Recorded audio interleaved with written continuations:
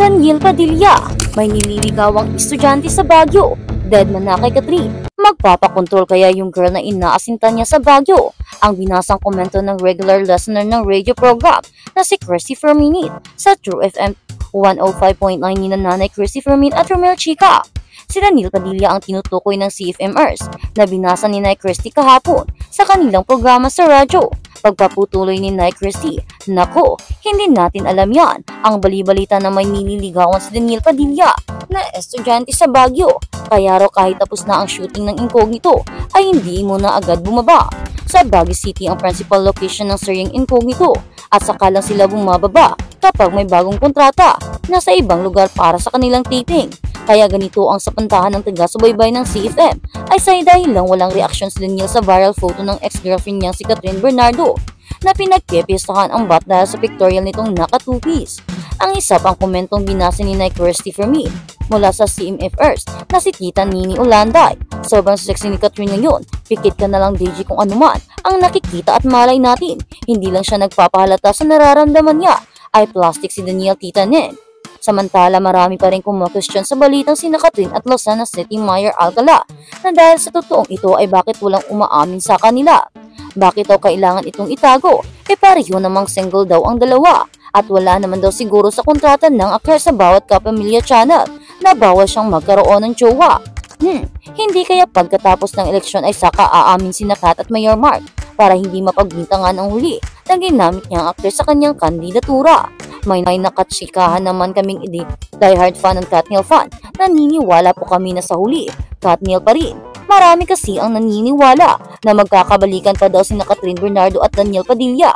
Dalang nangyari daw sa kanila ay isang phase lamang ng isang relasyon na kung saan sa huli ay magkakatuluyan pa rin ang dalawa na kahit lumipas man ang mga taon or makahanap sila ng bagong pag-ibig. Ang endgame pa rin daw ay silang dalawa lang ang para sa isa't isa. Ito ang mga sigaw ng diehard fan ng Katniel na kahit taon na ang lumipas mula nang magkahiwalay ang dalawa ay umaasa pa rin ang mga ito na magkakabalikan ang kanilang mga iniidolo na wala namang kasiguraduhan. Pero ang para sa kanila ay magkakabalikan talaga sina Catherine at Daniel dahil sila lang daw ang karapat-dapat at nararapat para sa isa't isa. Sila lang daw para sa kanilang mga mata ang bagay para sa isa't isa. Parang binabawalan nila si Catherine o si Daniel na makahanap ng bagong pag-ibig dahil parang ang gusto nila ay sila ang masunod. Hindi naman natin pwedeng diktahan ang dalawa. Siguro pwede tayong umasa. Pero kung ayaw na talaga daw nilang dalawa, wala na tayong magagawa. Dahil ang puso hindi na didiktahan. Ang pag-ibig, hindi ito napipilit. Ito ay kusang nararamdaman. Kung na-fall out of love na sila para sa isa't isa o kung ayaw na nilang magkabalikan pa, wala na tayong magagawa. Siguro hanggang asa na lang tayo. Hanggang sa paraan na umaasa tayong magkakabalikan sila. Pero huwag na tayong umaasa o mag-assume na talagang magkakabalikan sila. Dahil hanggang asa na lang tayo, hanggang assume at hanggang dream na lang tayo na magkakabalikan pa ang mahal nating mga iniidolo. Dahil kung ano man ang desisyon nila ay hindi na natin sila mapipilit pang dalawa. Kung makahanap man sila ng mga bagong pag-ibig sa ibang tao at sa ibang pagmamahal nila itong makukuha. Ang hinahanap nila na hindi nila nahanap sa isa't isa ay dapat suportahan natin silang dalawa dahil kahit na magkahiwalay, kung totoong mahal natin sila at diehard fan sila, ay naku, dapat suportahan nila kung ano man ang magiging desisyon ng kanilang mga iniidolo kahit pa nagkahiwalay na ang mga ito. At sa ngayon, kung totoo kayang may nililigawan si Daniel Padilla sa Baguio, baka ito na nga ang taong gustong-gusto ni Daniel. Siguro nga ay naka-move on na siya sa paghiwalay nila ni Catherine. Bigyan naman natin ng pag-asa na makapagpahinga si Daniel sa mga masasakit na salitang natatanggap niya.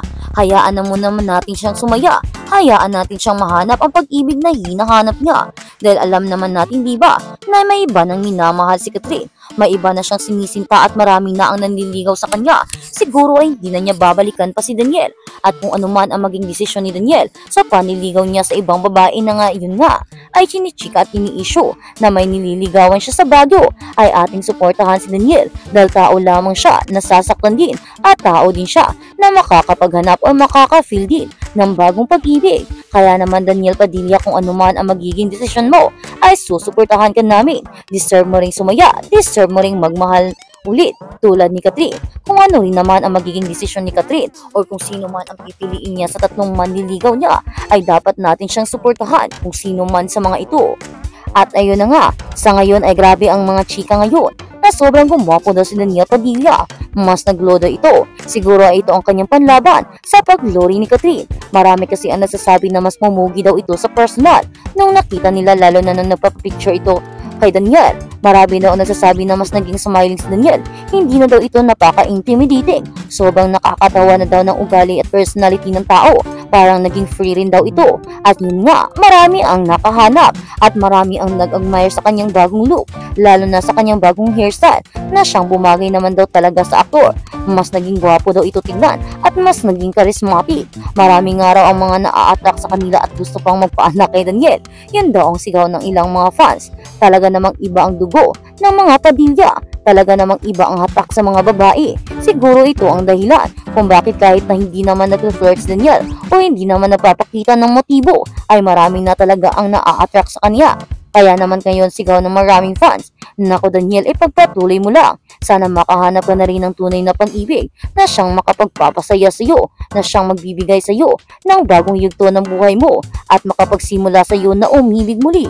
Hindi naman sinabi naming magkabalikan kayo ni Catherine, pero kung mayroon mang pag-asa o pagkakataon na magkabalikan kayong dalawa, ay umaasa pa rin kami na magkabalikan kayo at nag-aantay pa rin kami sa tamang oras. Hanggat hindi pa kayo kasal sa ibang mga tao, may pag-asa pa, at hanggat meron pa, ay magiging suportado namin kayo at magpapanatili ang aming suporta para sa mga Katniel dahil hanggang ngayon ay minamahal pa rin namin kayo.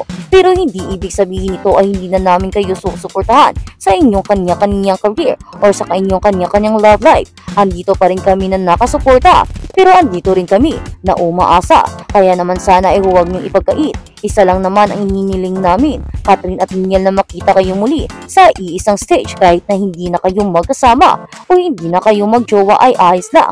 Ang sa amin lang ay makita kayong masaya dahil hindi talaga namin matanggap kung bakit kayo naghiwalay. Hindi rin namin matanggap dahil wala naman kayong ibinigay na malinaw na diskusyon o eksplanasyon tungkol sa inyong paghiwalay na kung saan ay nadamay lamang si Andrea Brillantes at wala namang patunay na ipinapakita. Puro lamang mga issue at mga chika. At yun nga ang inaantay ng maraming fans, ang eksplanasyon ninyong dalawa ni Catherine, ang closure ninyong dalawa na ipinaliwanag dapat ninyo kung ano ang tunay na nangyari sa inyong relasyon, kung totoo ba ang sinasabing cheating o kung ano-anong mga issue. Kaya naman, sana daw ay dumating ang araw at pagkakataon na ma-explain ni Daniel Padilla ang kanyang side dahil siya lang naman daw ang inaantay ng maraming fans upang malinawan sila at maliwanagan kung bakit nga humantong sa paghiwalayan at kung bakit sinasabing si Daniel Padilla ang dahilan ng paghiwalay nila na Catherine.